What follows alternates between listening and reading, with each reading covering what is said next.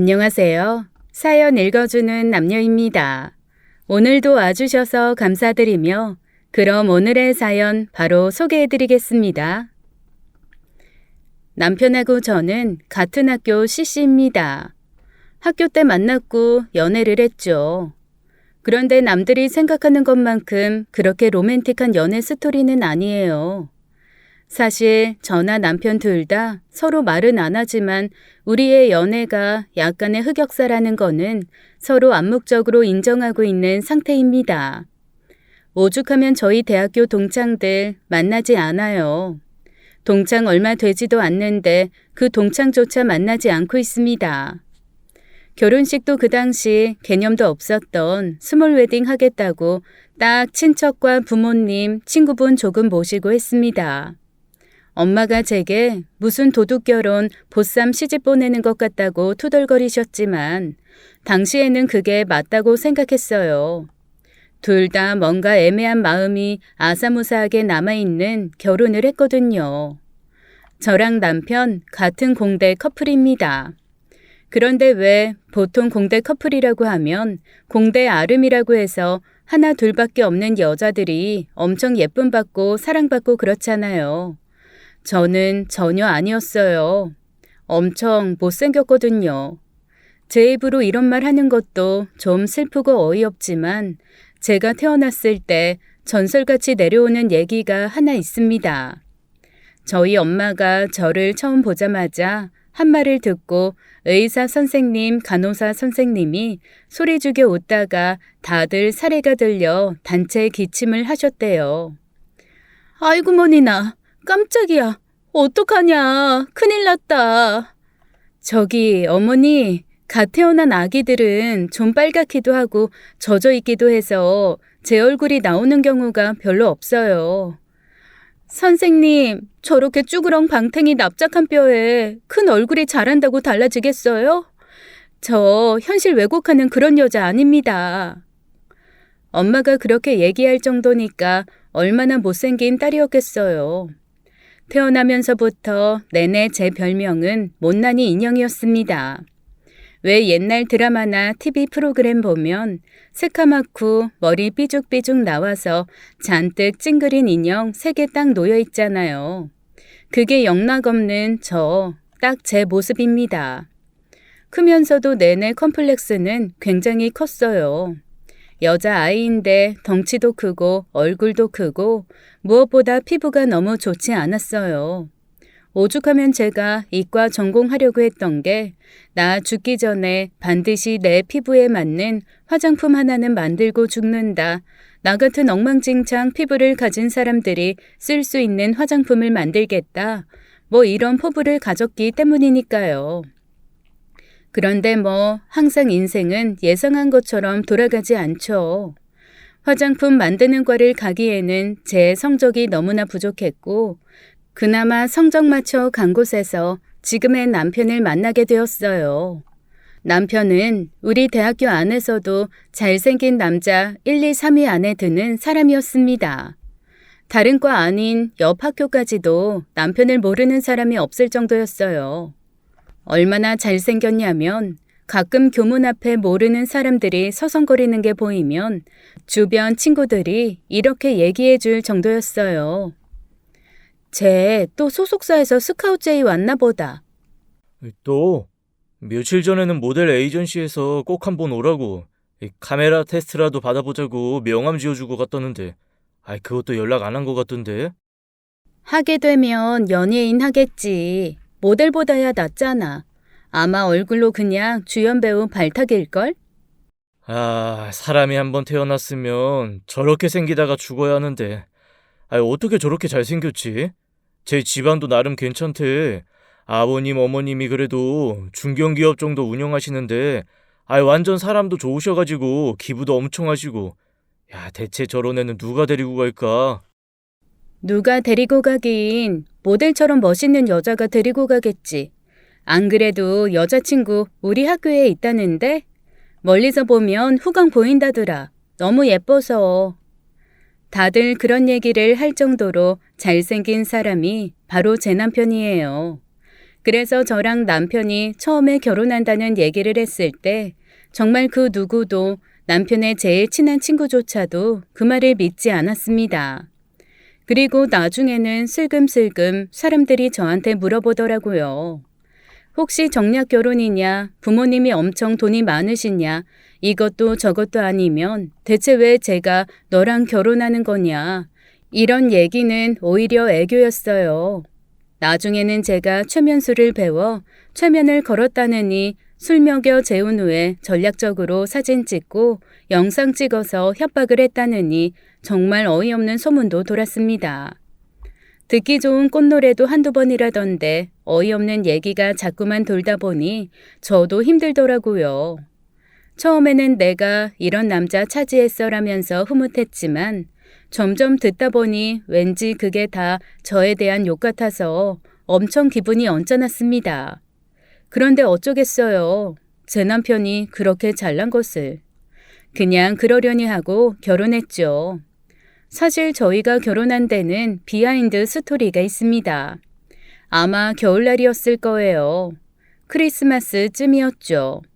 당연히 저는 모태솔로로 그 어떤 사람도 저랑 만나주지 않는다는 것에 비관해서 혼자 외롭고 쓸쓸하고 슬프던 차였고 남편은 당시 학교에서 제일 예쁘다는 여자랑 연애를 하고 있었습니다. 그런데 그 여자가 글쎄 바람이 났던 모양이에요. 남편이 나중에 그러더라고요. 그 여자가 바람이 났다는 것보다 자기를 두고 바람이 났다는 거에 자기는 훨씬 더 큰 쇼크를 받았대요. 어떻게 나 같은 사람을 두고 다른 남자를 만날 수 있지라는 생각에 그게 너무 괴로웠다고 하더라고요. 뭐 남편다운 생각이죠. 그때까지만 해도 나르시즘이 절정을 달리고 있는 나르시스트 그 자체였을 테니까요.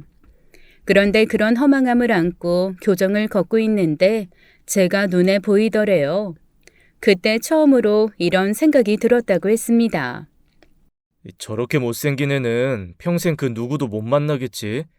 에이, 크리스마스니까 일생일대 선물을 준다 생각하고 밥이나 한번 먹자고 할까? 나중에 그 얘기를 듣고 제가 진짜 어이가 없더라고요. 저와 남편이 똑같은 장면을 기억하는 게 너무 달랐기 때문이죠. 저는 그때 남편이 말을 걸길래 이렇게 생각했거든요. 그래도 내 진가를 알아주는 사람이 이 세상에 하나는 있구나. 그런데 진가를 알아주는 사람이 하필 또 이렇게 잘생긴 사람이라니. 그것 참, 그래도 세상 한번 살아볼 만하네. 저는 그렇게 생각했는데 남편은 완전 저와 다르게 생각했던 거예요. 어쨌건 그렇게 동상이몽 각각 다른 생각을 하던 저희 둘은 한두 번 만나서 밥도 먹고 서로 얘기도 나누게 되었습니다. 그런데 이게 참 이상하죠? 전혀 어울릴 것 같지 않고 맞지 않을 것 같은 사람 둘이 얘기를 하다 보니까 은근히 통하는 것도 있고 나름 재밌는 거예요. 어쩌면 서로 기대가 없고 부담이 없어서 그런 것일 수도 있죠. 그런데 그때부터 소문이 조금씩 이상하게 돌기 시작했습니다. 일단 남편을 짝사랑했던 여자들은 저를 정말 천하의 죽일년으로 몰고 가기 시작했고 저의 존재를 모르던 사람들은 대체 저 애가 누구냐라며 제 정체를 궁금해하기 시작했어요. 이게 각자가 의도하지 않았는데 소문이 그렇게 돌다 보니까 전혀 의식하지 않았던 사이가 묘하게 의식이 되더라고요. 그렇게 저랑 남편, 남들이 만들어준 소문 때문에 이러지도 저러지도 못하고 애매한 상황을 몇 달 겪었습니다.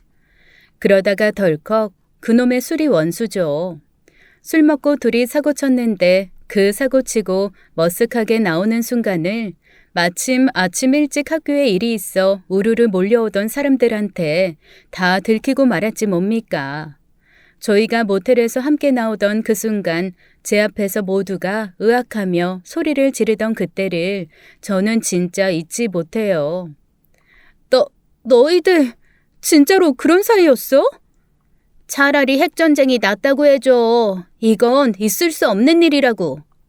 이야, 네가 미쳤구나. 아니면 눈이 먼 거야? 아니면 정말 찐사랑이야?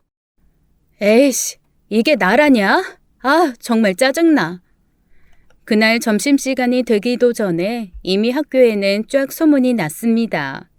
저랑 남편이 그렇고 그런 사이라는 걸요. 그런데 그날 또 하필 가는 날이 장날이라고 남편을 두고 바람폈던 아주 예쁘다는 그 여자 있잖아요. 저는 얼굴도 못 봤던 그 여자가 남편한테 다시 한번 만나자. 나는 너를 잊지 못하겠다. 우리 다시 시작해보자라는 얘기를 하려고 글쎄 학교 앞에 자기 몸뚱이만한 꽃다발을 가지고 와서 서 있었다는 거예요. 그런데 저랑 남편이 학생들한테 우르르 둘러싸여 둘이 언제부터 사귀었냐, 이제 날 잡을 것만 시작되는 거냐, 야 이거는 미녀와 야수가 아니라 야수와 미남이다 이런 얘기를 하면서 우르르 들어오는 걸 보고 그 자리에 꽃다발 팽개치고 냅다 뛰어갔다고 하더라고요. 그러니 어쩌겠어요. 옛 여자친구가 돌아오는 것도 놓치고 사람들한테 소문도 다 나버렸고 부모님한테 받은 교육은 있어서 이런 상황 책임은 져야 될 것 같고 모든 게 복잡하게 얽힌 남편은 떠밀리듯 그냥 저랑 졸업하자마자 결혼하고 말았습니다. 생각해보면 제 남편도 참 착해요. 보통 그런 일이 있으면 결혼까지 하나요? 그냥 대충 사귀다 헤어지지 할 텐데 아마 자기 부모님 귀에 저랑 같이 모텔 갔다가 들킨 사실이 들어갔나 봐요. 부모님이 당장 저 찾아오셔서 남의 집 딸내미 함부로 하고 버리는 놈으로 키우지 않았다며 부모님이 먼저 앞장서서 결혼 계획 잡으셨거든요. 그런데 이것도 부모님의 아주 큰 작전이었다는 것을 결혼 몇 년 뒤에 알게 되었습니다. 제가 첫 아이를 임신하자 그제서야 어머님이 그러시더라고요. 아이고, 이제 저놈 아이가 바람필 일은 내가 걱정 안 해도 되겠구나. 어머님, 그게 무슨 말씀이세요? 어머님이 살짝 곤란한 얼굴이 되면서 그러시더라고요. 저놈 자식, 고등학교 때부터 얼마나 여자들을 홀리고 다녔는지 내가 손주도 보기 전에 저놈 어디서 제비짓 하다가 걸려들어 욕먹을 일 생길까봐 그게 너무 불안했다. 그래서 너랑 얼른 결혼부터 시킨 거야.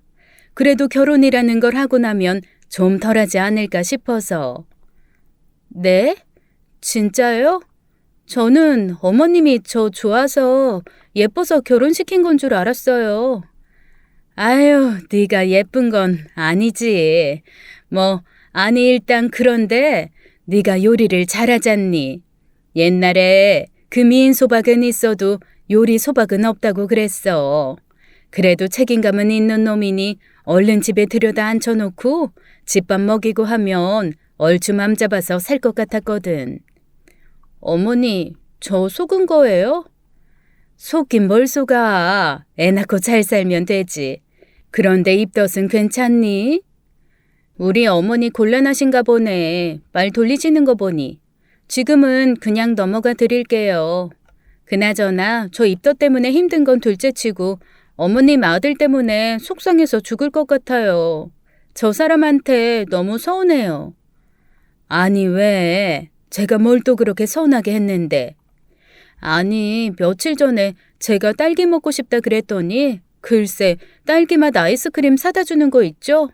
아니 요즘에 무슨 딸기가 귀한 것도 아니고 마트만 가도 딱 사올 수 있는데 그 마트 그거 몇 걸음 더 가는 거 귀찮아서 편의점에서 딸기맛 아이스크림 사왔더라고요.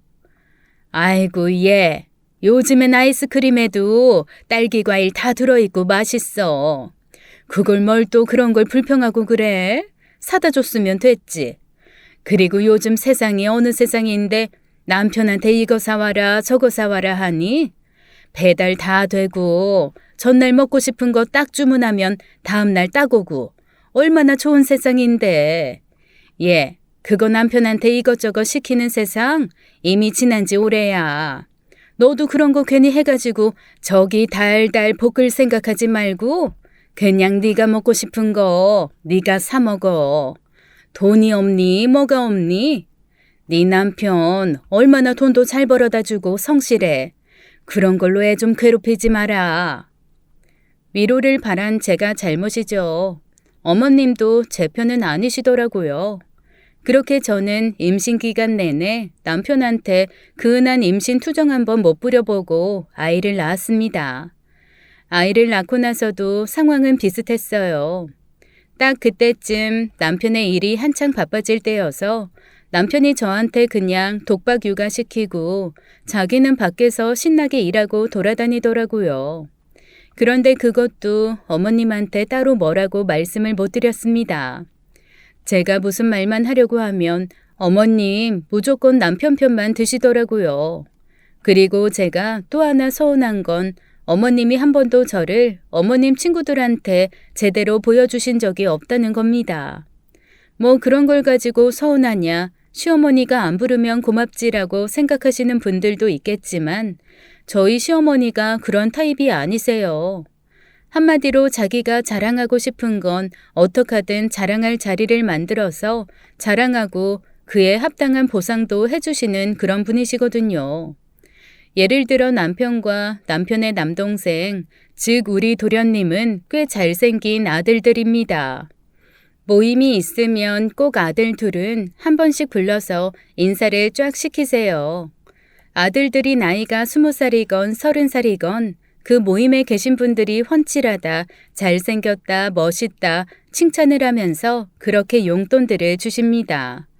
물론 제가 그 용돈이 탐나서 그 자리를 나가고 싶다는 건 아니에요. 그런데 사람이라는 게 눈치가 있잖아요. 어머님이 나를 부끄러워해서 그 자리를 안 부른다는 그런 눈치요. 그래서 한 번은 제가 슬그머니 저도 어머님 친구분들 한번 뵙고 싶다고 제가 밥 사드리겠다고 했더니 어머님이 눈에 띄게 곤란한 얼굴을 하면서 그러시는 겁니다. 아유, 그런데 며느리 불러대면 애들한테 욕먹는다. 아주 칼같이 딱 잘라서 그러시는 거예요. 그래서 처음에는 그럴 수도 있겠다라고 넘어갔는데 세상에 어머님 그 얘기가 거짓말이라는 건 얼마 뒤에 밝혀졌습니다. 저희 도련님이 결혼을 하게 되었거든요.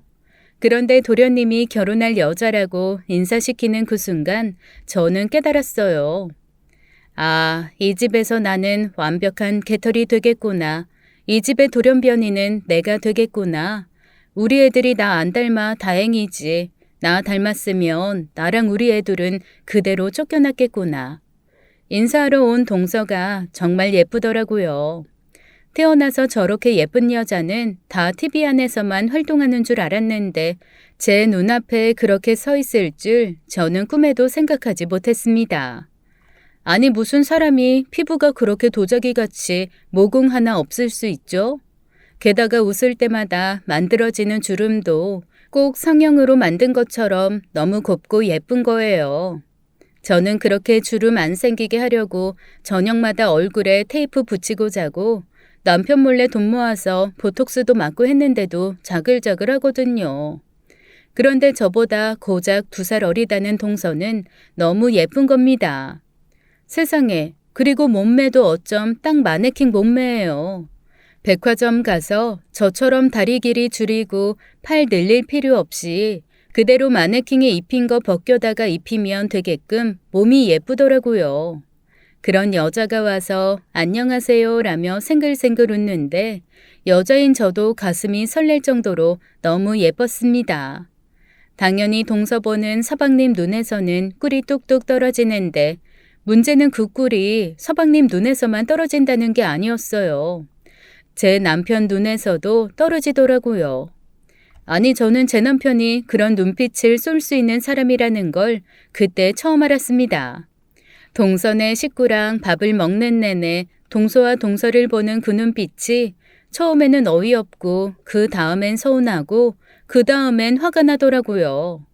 아니 자기 자식한테도 그렇게 다정하게 사랑스러운 눈빛을 보여준 적이 없는 사람이 어쩜 그렇게 끝도 없이 애정이 가득한 눈빛을 보내는지 게다가 저 연애라고 할 것도 없지만 남편 만나면서 지금까지 단 한 번도 제 앞에 물을 따라준 적이 없거든요. 수저를 놔준 적도 없습니다. 그냥 의뢰이 제가 알아서 혼자 했어요. 그런데 동서가 딱 손을 뻗자마자 물컵으로 바로 손이 가서 그 즉시 딱 물을 따라서 놔주는데 그 이후로 동서 물컵에는 물이 마를 시간이 없었습니다. 반쯤 먹으면 채워주고 반쯤 먹으면 채워주고 아니 무슨 물 따르는 기계인 줄 알았어요. 제 물컵 제가 알아서 셀프로 몇 번씩 채울 동안 그렇게 동서 물컵을 쉴 새 없이 채워주더라고요. 제가 너무 어이가 없어서 여보 나도 좀 따라줘도 돼 라고 했거든요. 그랬더니 남편이 뭐라고 하는 줄 아세요? 당신은 물을 너무 자주 먹어서 본인이 알아서 채워 먹는 게 더 나아. 그랬더니 동서가 저한테 이러는 겁니다. 형님은 너무 좋으시겠어요. 아주버님 진짜 다정다감하시네요. 우리 이인은 약간 무뚝뚝한 편이라 제가 가끔 서운하거든요. 그러자 서방님이 장난스럽게 살짝 발끈하며 이러시더라고요. 뭐야, 벌써 우리 형이랑 나 비교하면 어떡해. 나 안 그래도 자랄 때부터 형이랑 비교당하면서 자랐단 말이야. 자기까지 그러면 나 진짜 서운해. 그랬더니 이놈의 남편 정말 남의 편이 확실했습니다. 혼자 실실 웃으면서 뭐라 그러는 줄 아세요? 형만한 아우 없다잖아요. 제가 많이 가르쳐서 장가 보냈어야 되는데 이거 어떡하죠? 재수 씨 살다가 혹시 고생스럽고 힘든 거 있으면 얼른 저한테 직접 말하세요. 그래도 동생은 형이 좀 가르쳐야죠. 제가 속으로 이렇게 생각했어요. 너나 잘해 이 자식아. 네가 제일 문제야. 그날 동서 만난 그 자리도 외롭고 쓸쓸하긴 마찬가지였는데 그 외롭고 쓸쓸한 거 누구한테 말할 새도 없이 계속 그 느낌은 이어지더라고요. 제가 어머니가 한 번도 저를 친구들한테 소개 안 해줬던 게 서운했다고 했잖아요. 서운하다고 어머님께 말씀드렸더니 어머님이 너무나 당당하게 며느리들 그런데 불러대면 욕먹는다고 그렇게 말씀하시면서 안 부르셨다고 했잖아요. 저는 그래서 어머님이 진짜로 그런 생각을 가지고 계신 분인 줄 알았죠. 그런데 어머님이 말씀하신 며느리들, 그런데 불러대면 안 된다는 거는 못생긴 며느리에 한정된 말이었던 모양이더라고요. 어느 날 동서가 너무나 해맑은 얼굴로 진짜 예쁜 작은 가방 하나를 들고 온 거예요. 그냥 저는 지나가는 소리로 칭찬을 했습니다. 동서, 가방 너무 예쁘다. 동서가 예쁘니까 그렇게 귀여운 거 들어도 참 사랑스럽다. 어디서 샀어? 그랬더니 동서가 너무 해맑게 이러는 거 있죠? 이쁘죠, 형님? 이거 얼마 전에 어머님이 친구들 모임 있는데 부르셔서 나갔거든요. 그랬더니 어머님 친구분 중 하나가 가방 장사하신다고 이거 제가 들면 너무 예쁠 것 같다고 하나 주셨어요. 대신 가방 들고 몇 번 사진 찍어서 SNS 올려달라고 하셔서 제가 그러겠다고 했죠. 동서가 어머님 모임에 나갔었어? 네, 어머님이 저 모임 자주 부르시는데요. 그래서 제가 얼마 전엔 어머님한테 저도 제 생활이 있으니까 좀 자제해달라고 부탁드렸어요. 그래? 그 말할 정도로 자주 갔어? 몇 번이나 갔었는데? 결혼하고 진짜 한 10번 넘게 간 것 같은데요? 어머님이 모임이 진짜 많으시더라고요. 세상에 형님, 어머님이 파크골프 하는 것도 알고 계세요? 파크골프라는 걸 아셔? 네, 어머님 거기 완전 베테랑 회원이시더라고요. 파크골프 회원들이랑 저 완전 친해져서 몇 번 밥도 같이 먹고 그랬어요. 아, 내일은 다 같이 꽃시장 가기로 했대요. 다들 꽃시장이라는 게 있기는 한데 가본 적이 없으시다고 해서 제가 모시고 간다고 했어요. 형님도 꽃 좀 사다 드릴까요? 아니면 화분? 서운함과 배신감이 미친 듯이 몰려왔습니다. 아니 어쩜 며느리 그런데 데리고 가는 거 아니라고 딱 잘라 말씀하셨던 분이 동서는 그렇게 자주 데리고 가셨던 걸까요? 아니 처음부터 아예 그런 말씀이나 하시지 마시지 이렇게 차별하는 게 딱 느껴지니까 너무 서운한 게 속이 상했습니다. 그런데 어머님한테 서운한 것 정도는 속상하고 서운한 것도 아닌 상황이 점점 제게 벌어지기 시작했어요. 남편이 속을 뒤집기 시작하더라고요. 처음에 어머님 때문에 서운할 땐 이것만큼 서운한 게 있을까 싶었는데 세상에, 남편이 서운하게 하는 건 정말 미치고 팔짝 뛸 노릇이었습니다. 동서가 첫 임신을 했거든요. 제가 첫 아이 임신했을 때도 물론 부모님이 다 좋아하고 행복해 하시긴 했어요. 그런데 꼭 말끝마다 첫 애는 아빠 닮겠지, 아빠 닮는다고 하더라. 첫 아이는 아빠 닮는다는 말을 사람들이 더 많이 해 이러면서 은근 첫 아이가 제가 아닌 아빠를 닮았으면 좋겠다는 의견을 보이셨거든요. 그랬던 분들이 지금은 아예 대놓고 아이가 누굴 닮건 간에 너무 예쁠 것 같다며 기대된다고 다 그러시는 겁니다.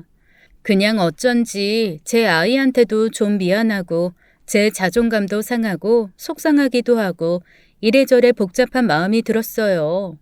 그런데 분명 남편도 제 이런 마음을 알 텐데 거기에 대해서는 이런 방구 단 한마디도 없고 그냥 계속 동서가 몸이 약해서 걱정이라는 거 있죠? 아유, 안 그래도 체력이 약하다는데 먹을 거라도 잘 먹어야 될 텐데. 아우, 알아서 하겠지. 서방님이 알아서 하실 텐데 당신이 왜 나서? 그거 오바야. 너는 애가 왜 그렇게 쌀쌀맞냐? 걱정하는데 돈 들어? 가족끼리 걱정 좀 할 수 있지. 그러면서 오히려 자기가 성질을 버럭 내는데 그거 정말 꼴보기 싫더라고요. 아니 나만 좀 걱정해주지 저 인간 진짜 가지가지 한다 싶었습니다. 저 임신했을 때는 먹고 싶은 거 사다 달라는 말에 딸기맛 아이스크림 사다 주고 맨날 잊어버렸다 그러고 네가 사 먹으라고 그러고 그랬던 사람이잖아요. 아무리 가족이지만 왜 남의 마누라 먹을 거 제대로 못 먹을까 봐 걱정을 하는지 정말 이해가 되지 않았습니다. 게다가 저희 집이 파주에 살거든요. 동서랑 서방님이 사는 곳은 용인입니다. 파주에서 용인이 얼마나 먼 줄 아세요? 이게 어지간한 지방보다 훨씬 시간이 오래 걸립니다. 서울 시내를 관통해서 가야 돼서 가는 게 만만치 않은 일인데 아니 퍽하면 동서집 근처 가서 외식을 하자는 거예요. 저희 시부모님도 강북 쪽에 사셔서 이때까지 쭉 집 근처에서 만나왔었거든요. 그런데 왜 새삼스레 강 아래쪽에서 만나자고들 하는지 이것도 미칠 노릇이었습니다. 모든 게 동서 위주로 돌아가기 시작했죠. 좀 어이없고 속상하더라고요. 이때까지 저한테는 한 번도 해주지 않은 배려를 동서는 너무나 쉽게 받는 느낌이었거든요. 그래서 제가 몇 번 거기에 대해서 안 좋은 소리를 한 적은 있었습니다. 그러니까 그때마다 남편이 저를 질투심 많고 이해심 없는 그런 형님으로 몰아가는데 그것도 너무 짜증나고 속상한 거예요. 그래서 그 다음부터는 그냥 모르는 척 하기로 했습니다. 제가 그렇게 툴툴거리니까 제 눈치가 조금 보였는지 동서한테 가서 밥 먹자는 좀 그런 얘기는 좀 줄긴 하더라고요. 이후에 생긴 이상한 버릇이 하나 더 속을 썩이기는 했죠. 한 번씩 자기 동생 욕을 그렇게 한다는 겁니다. 그런데 동생이 뭘 잘못해서 저한테 욕을 하는 게 아니라 동서한테 좀 더 잘하지 않는다고 흥분을 하면서 펄펄 뛰는 거 있죠. 아니 누가 보면 친정 오빠인 줄 알겠더라고요. 걔는 그렇게 무뚝뚝해서 자기 마누라 힘든 것도 몰라준다면서 아니 임신하면 먹고 싶은 거 못 먹는 게 얼마나 서러운데 그걸 하나 안 사주느냐고 씩씩거리대요. 너무 어이가 없더라고요. 그래서 제가 제 남편한테 그랬습니다. 기억 안 나? 당신은 내가 임신했을 때 딸기 먹고 싶다 그랬더니 딸기맛 아이스크림 사다 준 사람이잖아. 야, 거기에 생딸기 들어있는 게 다른 데 들어있는 딸기보다 훨씬 좋은 거 쓰는 거야. 그런데 들어있는 생딸기가 진짜 생딸기야. 너 대기업 무시해? 아니 이게 대체 말인지 방구인지 어디서 그딴 소리를 짓거리는지 어이가 없었습니다. 그걸 지금 말이라고 해? 에휴, 알았어.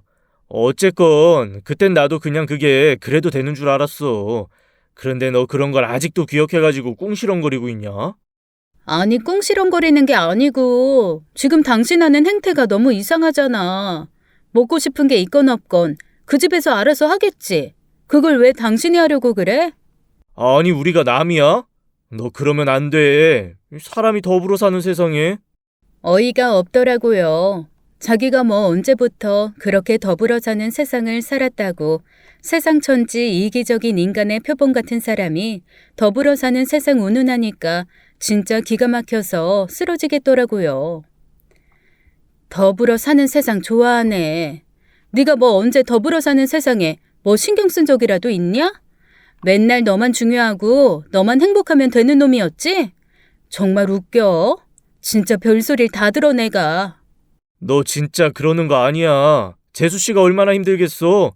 사람이 너무 말라서, 야, 아이 품고 있는 것도 힘들 텐데. 야! 독박 육아하는 네 마누라나 좀 안쓰러워 해봐. 내가 지금 연년생 아들 하나 딸 하나 얼마나 정말 죽을 힘 다해서 키우고 있는 줄 알아? 너는 힘 세잖아. 순간 너무 어이가 없어서 말문이 탁 막혔습니다. 무슨 소리야? 당신 진짜 너무 웃긴다. 그럼 뭐 동서는 힘이 약해? 그 팔 봐라. 힘이 있게 생겼나. 너는 딱 봐도 힘 있게 생겼고. 남편 말이 정말 어이가 없었습니다. 그리고 문득 서러워지더라고요.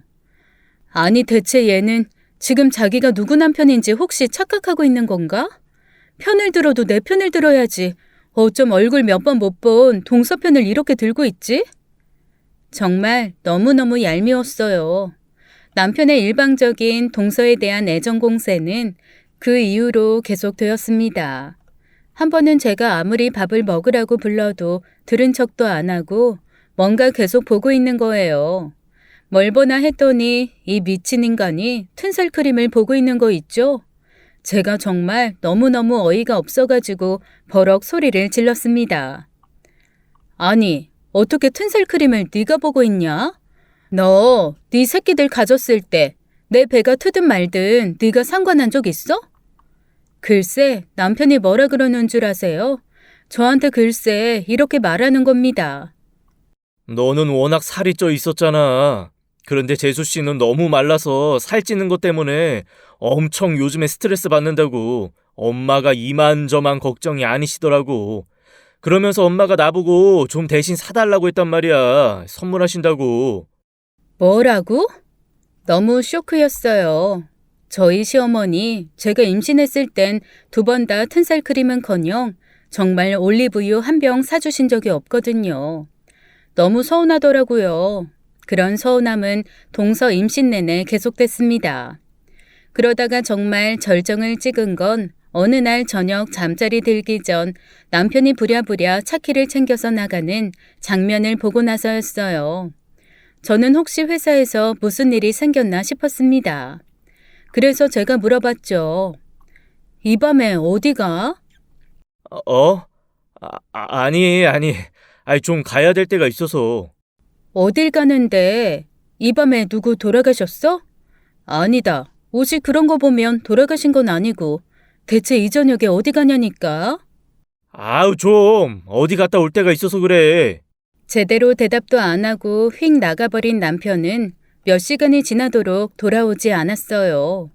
제가 끊임없이 어디냐, 대체 어디길래 연락이 안 되냐, 전화라도 좀 받아라라고 했지만 그때마다 운전 중이니 바쁘니까 끊자며 자기가 나중에 말해주겠다 이러더라고요. 결국 밤 10시쯤 나갔던 남편은 출근하기 직전에 몹시 피곤한 얼굴로 집에 들어왔습니다. 그래서 제가 아니 대체 어딜 갔다 온 거냐, 밤새고 너 이러고 출근할 수 있냐 그랬더니 그냥 별일 아니라는 듯 좀 급한 일이 있었다면서 유야무야 말을 흐리더라고요. 뭔가 좀 이상했지만 그냥 급한 일이 있었나 보다라고 넘어갔습니다. 그런데 이틀 뒤에 동서의 전화를 받고 저는 너무 어이가 없어서 그 자리에서 그만 할 말을 잃고 말았지 뭐예요. 동서가 저한테 전화해서 글쎄 이러는 겁니다. 형님, 안녕하셨죠? 그래. 아이고, 아기 때문에 힘들지? 그러게요. 저 2번은 못할 것 같은데 어떻게 형님은 2이나 낳으셨어요? 근데 또 낳고 나면 잊어버려. 애들이 예쁜 짓 하던 거 보면 또 싹 잊게 되고 그러다 보면 또 낳게 되고 그렇게 되더라. 저는 지금도 그 이한테 나 둘째는 못 낳는다고 아예 선언하고 있어요. 정말 2번은 못 하겠어요. 에이그, 또 뭘 그렇게 못한다 그래. 뱃속에 아기 들어. 형님, 애기들 태교하는 거 다 말짱 꽝이래요. 유전자 힘이 제일 강하다고 하더라고요. 뭐 그래도 좋은 거 먹고 좋은 거 보려고 노력은 해요. 그래? 요즘엔 입덧 별로 없어? 형님, 저 안 그래도 막 토하는 입덧 끝나고 나서 너무 먹고 싶은 게 많아지는 먹덧이 생겼거든요. 그런데 아주버님, 어쩜 그렇게 다정다감하세요? 우리 애 아빠가? 왜? 무슨 일 있었어? 어머, 형님 모르셨어요? 그저께 사실 제가 돼지국밥이 밤에 너무 먹고 싶은 거예요. 그런데 다른 돼지국밥은 다 냄새나고 뭔가 좀 맛없고 그런데 제가 이랑 연애 시절에 항상 먹던 돼지국밥 있었거든요. 그런데 그게 부산이에요, 부산. 그래서 제가 이 사람한테 부산 가서 돼지국밥 좀 사와 달라고 지금 가면 KTX 막차 탈 수 있으니까 가서 사가지고 아침 첫 차 타고 올라와 달라고 막 조르는데 이 사람이 글쎄 들은 척도 안 하는 거예요. 어떻게 부산까지 가냐고. 그런데 제가 마침 아주버님이 전화 왔길래 이 사람이 돼지국밥도 안 사준다고 그랬더니 글쎄 아주버님이 그러시는 거 있죠? 임신할 때 먹고 싶은 거 못 먹으면 그거 평생 남는다고. 그런 거 먹어줘야 된다고요. 그러면서 막 이 일을 꾸중하시더니 아침에 돼지국밥 가지고 글쎄 저희 집에 오신 거예요. 갑자기 머리가 띵했습니다. 그리고 정신이 어질어질하고 누가 시키지도 않았는데 뒤통수에서부터 쏟아져 나온 눈물이 앞으로 콸콸 쏟아지려고 하더라고요. 간신히 추스르고 차분하게 그랬습니다. 아, 3일 전 일 말하는 거구나. 네, 형님도 알고 계시는 거죠? 세상에, 아주버님이 밤새 운전해서 부산까지 내려가셔서 돼지국밥 포장해서 올라오셨다는데 그것도 얼마나 배려가 넘치신지 딸랑 한 그릇 싸오신 게 아니고요. 자그마치 10그릇 가져오셨어요. 나머지 9개는 딱 포장해가지고 냉동실에 얼려놓고 먹고 싶을 때 하나씩 꺼내서 끓여 먹으라고요. 세상에 조리법까지 상세하게 알려주시고 아침에 돼지국밥 다 끓여놓고 가셨다니까요. 제가 그것 때문에 지금까지 며칠째 제 남편 달달 볶고 있는 거예요. 형 밥만이라도 좀 닮아보라고요. 저 형님 너무 부러워요. 이렇게 다정다감하고 엉덩이 가벼워서 확확 일어나서 막 움직여주는 남편이 또 있어요? 어쩜 저희 어머님 아버님이 좋은 아들 유전자는 다 형한테만 물려줬나 봐요. 이 사람 진짜 잘생긴 거 빼고는 할 줄 아는 거 아무것도 없어요. 동서가 그렇게 한참 얘기를 쏟아내고 전화를 끊었는데 왜 저는 동서가 저한테 일부러 전화해서 자랑을 했다는 생각이 들까요? 제 남편을 아무 생각 없이 칭찬하려는 게 아니라 네 남편이 나한테 이렇게 해주었다. 너는 이런 대우 받아봤냐라는 듯한 애매한 비꼼과 자랑 같은 그런 느낌인 거예요. 저 이런 일 사실 너무 많이 겪어봤거든요. 삐뚤어진 마음을 가진 예쁜 아이들이 저처럼 못생긴 아이들 은근히 기죽이고 밟아내려 찍어 누르면서 스스로 잘난 척하는 방법 중에 하나입니다. 이런 식으로 상대방이 가진 것을 칭찬하며 가진 것이 자신을 향해 있다는 걸 표현하는 그런 방법이라는 걸 너무 잘 아니까요. 남편과 연애를 할 때 정말 수도 없이 겪은 일이었어요. 누가 봐도 예쁘장한 선배 언니들이나 동기들이 저한테 와서 어제 남편이 커피집에서 가장 비싼 메뉴 사줬다며 네 남자친구 참 매너 있고 여자한테 잘한다고 저한테 부럽다고 던지는 말. 그거 다 저 들으라고 하는 소리인 거 알고 있거든요.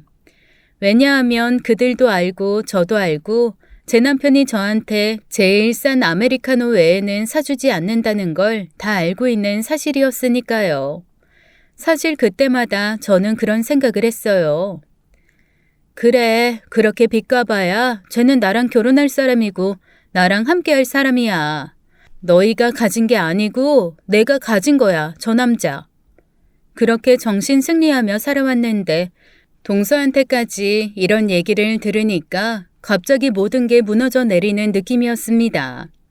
그냥 속상하다는 느낌이 아니라 비참하다는 생각이 들더라고요.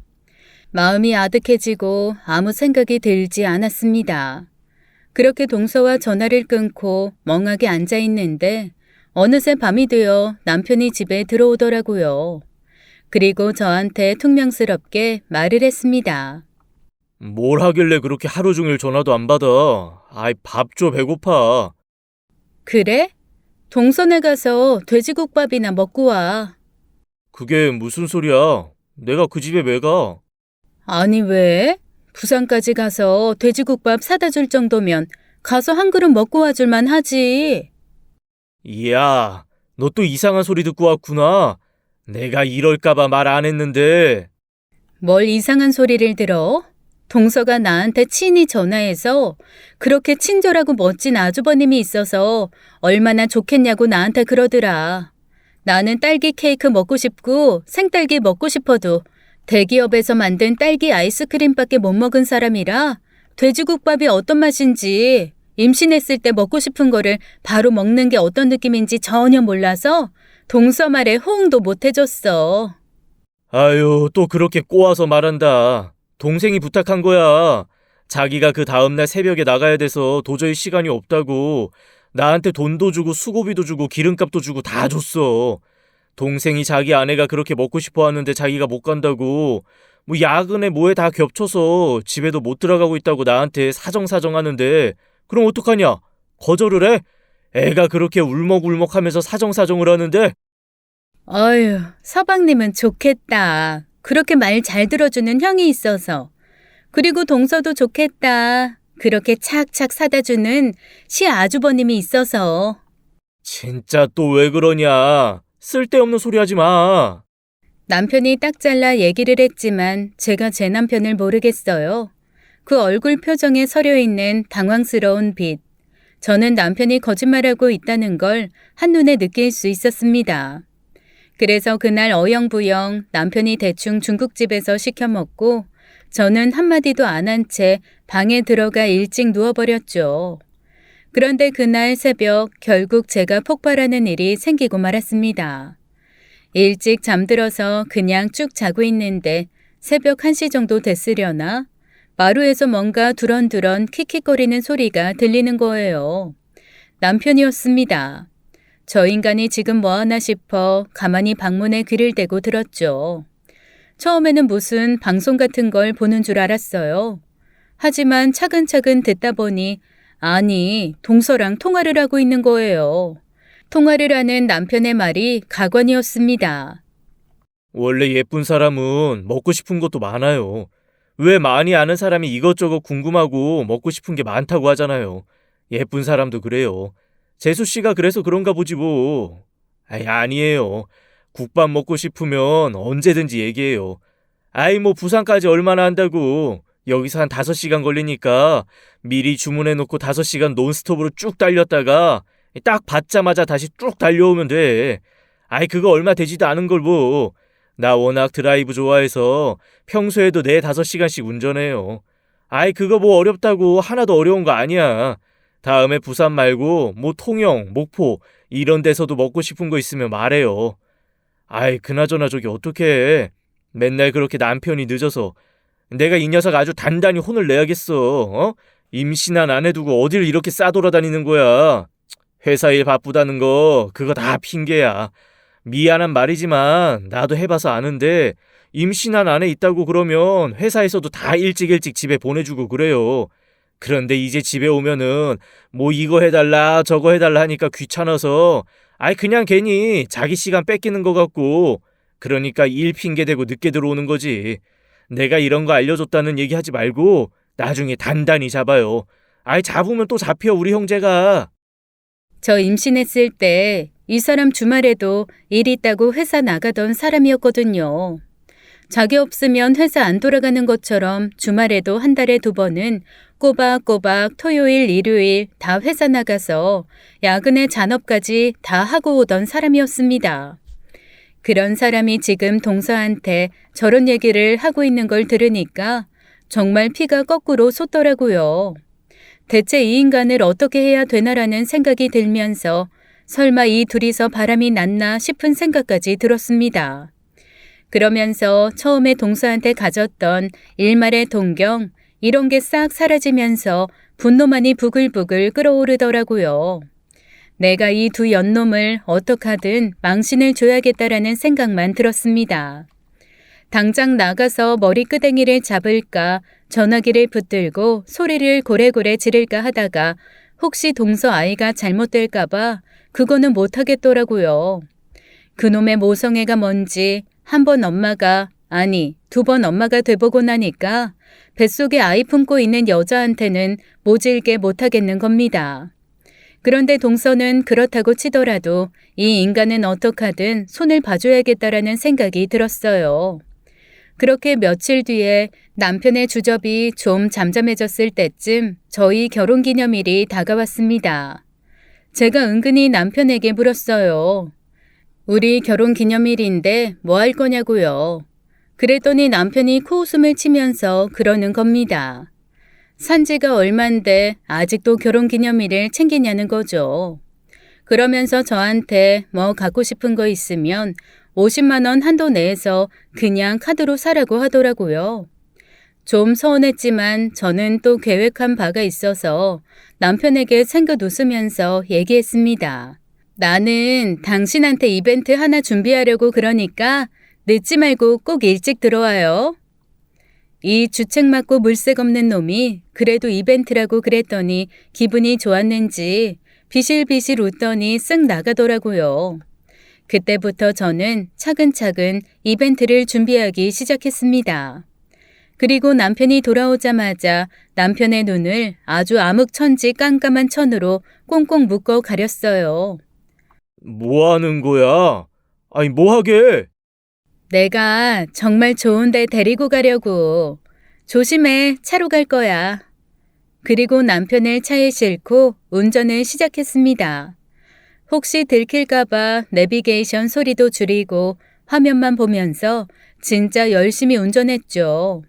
남편은 내내 들뜬 목소리로 어디지? 어디 가는 거지? 라면서 혼자 좋아 죽더라고요. 그러거나 말거나 남편을 데리고 제가 목적한 곳까지 갔습니다. 그리고 그 앞에 남편을 세워두고 벨을 눌렀어요. 누구세요? 안에서 들려오는 소리에 남편 얼굴이 하얗게 질리며 당황하기 시작했습니다. 벌컥 문이 열리고 동서와 서방님이 나와서 어리둥절한 눈으로 쳐다보더라고요. 제가 남편을 그 집으로 확 밀어 넣으며 이렇게 말했습니다. 이 사람은 이 집 여자가 더 좋은가 봐. 부산까지 내려가서 국밥도 사다 주고 새벽 1시에 서로 통화도 하고 혼자 좋아서 날뛰는 건지 둘이 같이 좋은 건지 모르겠지만 이 집 형제들 둘이서 알아서 해결해. 당황한 서방님과 동서 앞에 남편을 확 밀어주고 저는 바로 집으로 돌아오고 말았어요. 그리고 집으로 와서 짐을 싹 챙겨서 아이들과 함께 친정으로 가버렸죠. 친정 부모님이 대체 이게 무슨 일이냐, 왜 온 거냐라고 했지만 그냥 아무 말 없이 엄마 아빠 보고 싶어서 왔다고 그냥 별일 없다라는 얘기밖에 할 수가 없었습니다. 어떻게 남편이 저보다 동서를 더 좋아해서 도망왔다고 말을 하겠어요. 남편한테 미친 듯이 전화가 왔지만 전화 싹 끊어버린 채 대답도 하지 않았습니다. 더 이상 남편이랑 대화도 하기 싫고 사실 솔직히 말하면 얼굴도 보기 싫더라고요. 그렇게 며칠이 지났어요. 남편은 무릎이 닳도록 손발이 닳도록 저한테 빌고 저희 시부모님도 제 남편이 이상한 짓 했다며 저보고 이해하라고 한 번만 용서하라고 계속 연락이 오시더라고요. 그런데 한 번 응어리진 제 마음은 풀어질 줄을 몰랐습니다. 이때까지 계속 쌓여왔던 게 한 번에 터진 듯 다시는 보고 싶지도 않더라고요. 그래서 제가 남편한테 수많은 문자 끝에 딱 한마디 보냈습니다. 이혼하자고요. 그랬더니 그때부터 더 난리가 나는 겁니다. 그렇게 동서만 예뻐하시던 시어머니, 손주들 다 뺏기고 동서랑 바람난 남편으로 소문난 채 자기의 큰아들 인생 망칠까봐 걱정이 되셨는지 저한테 끝없이 전화가 와서 내가 아주 머리끄댕이 잡아서 단단하게 혼내주겠다. 걔가 정이 많아서 자기 동생 아내라고 좀 생각한 모양이다. 네가 용서해라. 계속 이런 쓸데없는 말씀을 하시는 거예요. 그래서 제가 어머님께 와다다 쏟아서 부었습니다. 이때까지 그 사람이 저를 얼마나 서운하게 했는지, 저를 얼마나 모멸감을 느끼게 했는지 말이죠. 그리고 임신했을 때 단 한 번도 그런 식으로 잘해준 적 없는 사람이 동서가 먹고 싶다 그러니 부산까지 내려가서 그런 것들을 다 사왔더라. 나는 이런 취급 받고는 못 산다. 그렇게 다다다 쏘아붙였습니다. 그 얘기를 듣고 어머님조차도 약간 황당해 하시더라고요. 아니, 걔가 그랬다고? 네, 이래도 제가 심한 건가요? 아니다. 너 서운할만 했네. 서운할만 했어. 아이고, 미친놈의 새끼. 아니, 지 마누라한텐 안 그러고 왜? 그게 미친놈이지. 내가 미친놈 낳았다. 미친놈 낳았어. 어머님이 그렇게 말씀해 주시니 그래도 마음이 조금 나아지긴 하더라고요. 그래도 저는 남편을 받아줄 생각이 없었습니다. 그런데 이 남편이란 놈 저한테 연락을 하다 안 되니까 글쎄 제가 파트타임으로 일하고 있는 회사 앞까지 찾아왔더라고요. 딱 얼굴을 봤는데 무슨 얼굴이 3분의 1 쪽이 난 거 있죠? 잘생긴 게 남아있던 얼굴이 완전히 10년은 늙은 할아버지처럼 변해 있는 겁니다. 또 같이 산 정이 있어서 그런지 그걸 보니 또 마음이 좀 안쓰럽대요. 하지만 여기서 제가 마음이 풀리면 또 똑같은 취급받고 살 게 뻔해서 마음을 단단히 먹고 싸늘하게 남편을 맞이했어요. 뭐하러 왔어? 화 좀 풀어줘. 미안해. 내가 잠깐 미쳤었나 봐. 기왕 미친 거 그냥 제대로 미쳐. 나쁘지 않지 뭐. 일처다부제 이런 거 하면 되잖아. 형님하고 동생이 같은 여자한테 빠진 거 뭐 어때? 그냥 동서랑 살아. 어머님도 동서 훨씬 예뻐하시고 당신도 동서 훨씬 좋아하잖아. 그게 아니라니까. 내가 잠깐 눈이 돌았어. 그래, 예쁜 여자니까 눈 돌았겠지. 그 눈 돈 여자랑 살라고 내가 보내주는 거잖아. 그냥 같이 살아. 누가 뭐래? 안 말린다고. 보내준다고. 미안해. 그런데 내 얘기도 좀 들어줘. 듣긴 뭘 듣냐? 네가 얘기하는 거 내가 다 들어줘야 되냐? 그러니까 내가 잘못했다고. 그런데 내 얘기 조금만 들어달라니까. 그러면서 남편이 이런 말을 하더라고요. 오래전 저랑 사귀기 전에 남편이랑 정말 오랫동안 연애했던 여자 얘기를 하더라고요. 저도 알죠. 남편이랑 제가 처음 사고 쳐서 학교에 소문이 났던 날 남편과 다시 잘해보겠다고 꽃다발 들고 교문에 서 있다가 그냥 돌아간 그 여자요. 그런데 그 여자가 남편을 두고 바람을 폈었다네요. 그것도 남편 가장 친한 친구랑요.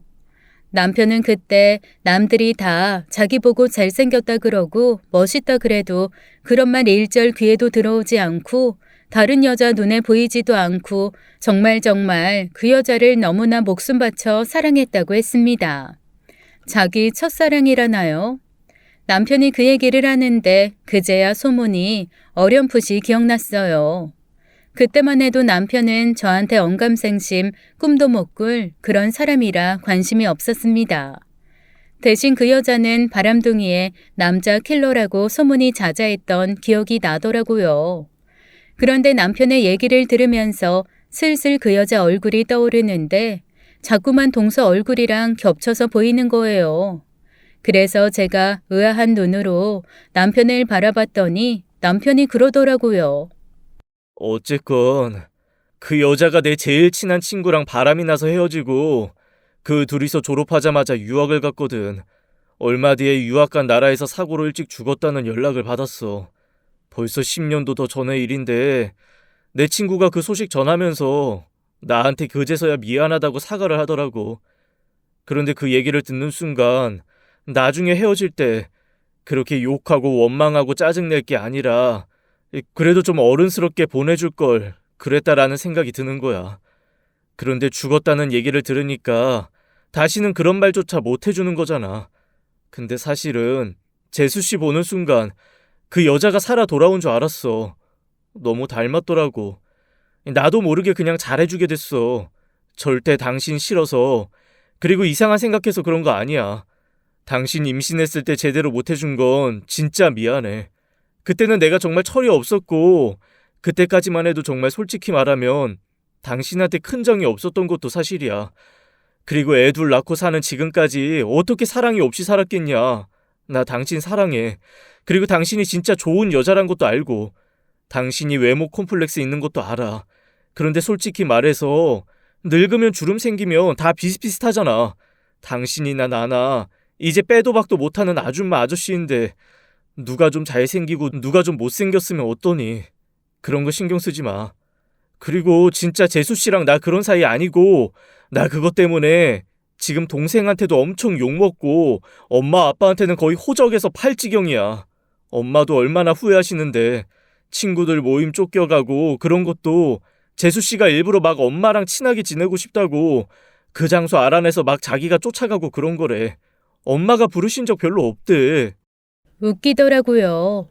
남편 말을 가만히 듣고 있는데 거짓말 같진 않고, 그런데 참 저런 말을 듣는다고 해서 또 마음이 녹아내리는 저도 좀 우습고, 그런데 그걸 용서 안 할 수는 없고 복잡 미묘했습니다.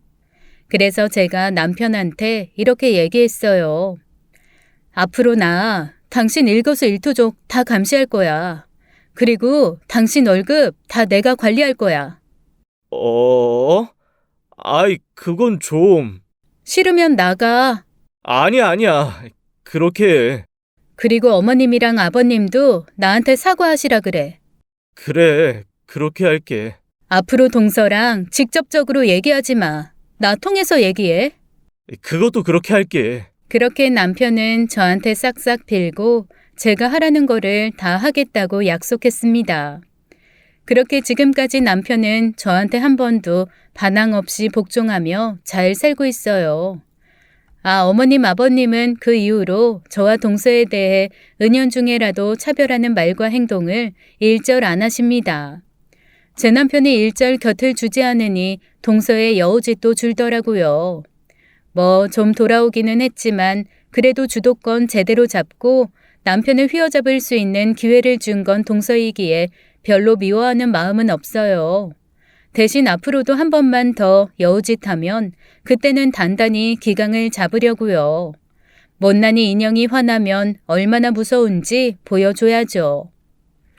지금까지 사연 읽어주는 남녀였습니다. 끝까지 시청해주신 여러분 감사드리며 저희는 다음 사연으로 돌아올게요. 감사합니다.